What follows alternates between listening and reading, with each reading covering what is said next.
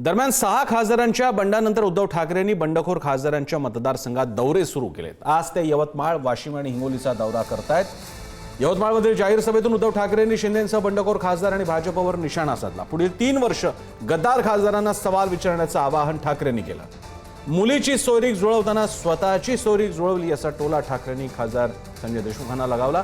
इकडे वाघाचं जीवन जगत होता, तिकडे गाढवाचं जीवन जगा अशी टीकाही ठाकरेंनी केली।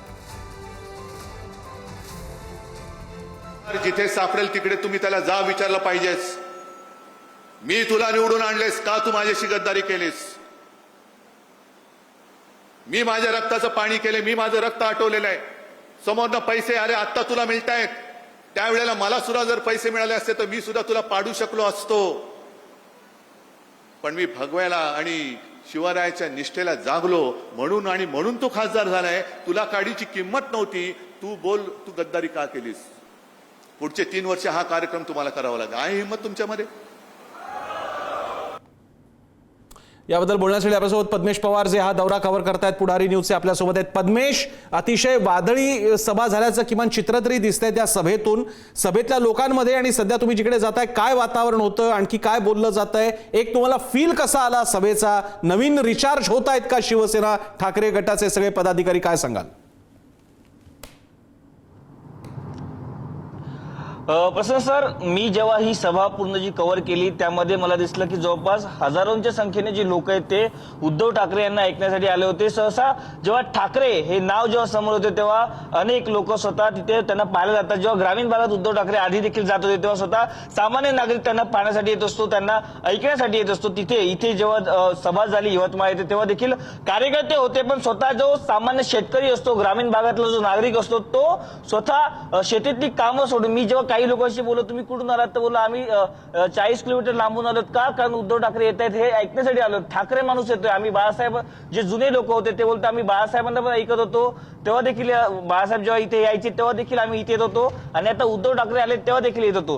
ह्या सभेचा संपूर्ण जर आढावा घ्यायला गेला तर संपूर्ण यामध्ये उद्धव ठाकरे यांनी 2 प्रमुख गोष्टी मांडल्या, त्या म्हणजे डायरेक्ट थेट मोदींवर त्यांनी टीका करायला सुरुवात केलेली आहे, आणि दुसरं म्हणजे खासदारांना गाडा असं थेट त्यांनी बोललेलं आहे। ज्या प्रकारे संजय देशमुख यांनी मला दगाबाजी केली असं म्हटलं की घरी सोयरीक आहे ती जुळण्यासाठी मी येऊ शकलो नाही, त्यानंतर थेट ही लोक दिल्लीला गेले। त्यामुळे ज्या प्रकारे उद्धव ठाकरेंना आतापर्यंत जो प्रतिसाद मिळालाय, मागच्या वेळी जेव्हा पण भांडूपमध्ये जेव्हा तेव्हा प्रतिसाद मिळाला, आणि त्यानंतर आता यवतमाळमध्ये सकाळपासून अनेक जे कार्यकर्ते त्यांच्या जिथे हॉटेल होतं त्या हॉटेलच्या बाहेर देखील हजारो कार्यकर्ते बाहेर आले होते, आणि त्याचबरोबर यवतमाळमध्ये जिथे जाहीर सभा झाली तिथे कार्यकर्ते असतील किंवा सामान्य शेतकरी असतील ते उद्धव ठाकरेंना ऐकण्यासाठी आला होता।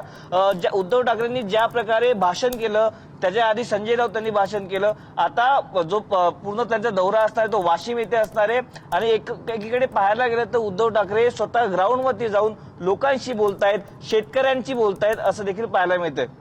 धन्यवाद पद्मेश। दरम्यान एक वादही निर्माण होताना दिसते, तो म्हणजे या सभेमध्ये संजय राऊत असं म्हणाले की त्यांनी एकूणच गद्दारांबद्दल त्यांच्या भाषेत ज्यांना ते गद्दार म्हणतायत, ज्यांनी पक्षातून गेले यांच्याबद्दल म्हणतायत। पद्मेश, त्याबद्दल बोलताना संजय राऊत असं म्हणाले की ज्यांची आई नेक आणि बाप एक असतात ते गद्दारी करत नाही अशा आशयाचं त्यांनी विधान केलं।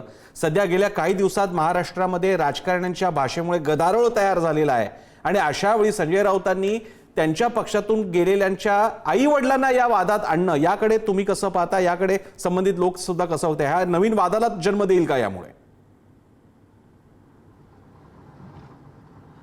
नक्की ज्या प्रकारे मागच्या अनेक दिवसापासून संजय राऊत यांची भाषा कुठेतरी आता रसात यायला गेली असं पाहायला मिळते, कारण ज्या प्रकारे ते भर पत्रकार परिषदेमध्ये शिव्या देणं असो किंवा असं वक्तव्य करणं असो, पण जेव्हा संजय राऊत म्हणले तेव्हा ते सगळे कार्यकर्ते होते त्यांनी अक्षरशः टाळ्या वाजवल्या होत्या। पण ही जी भाषा आहे ती आपल्या महाराष्ट्राच्या संस्कृतीला ही शोभून दिसत नाही, कारण ज्या प्रकारे आधीपासून 2-3दा त्यांनी शिवी देखील घातली होती। ह्याच्या आधी जेव्हा भांडूप सभा झाली तेव्हा देखील त्यांनी अशीच भाषा वापरली होती, पण ही जी भाषा आहे ती त्यांच्या कार्यकर्त्यांना आवडते। पण ज्या प्रकारे महाराष्ट्राची संस्कृती प्रशासनाला आपण बघितली तर ही संस्कृती महाराष्ट्राची नाहीये, त्यामुळे जरी कार्यकर्त्यांना ही भाषा आवडत असली तरी ज्या प्रकारे हे संजय राऊतांचं वक्तव्य आहे हे कुठेतरी आता नव्या वादाला फोडणी देण्याचं काम करते, कारण आता लवकरच या संदर्भात आता शिंदेच्या सेनेकडनं प्रतिक्रिया देखील येण्याची आता शक्यता आहे।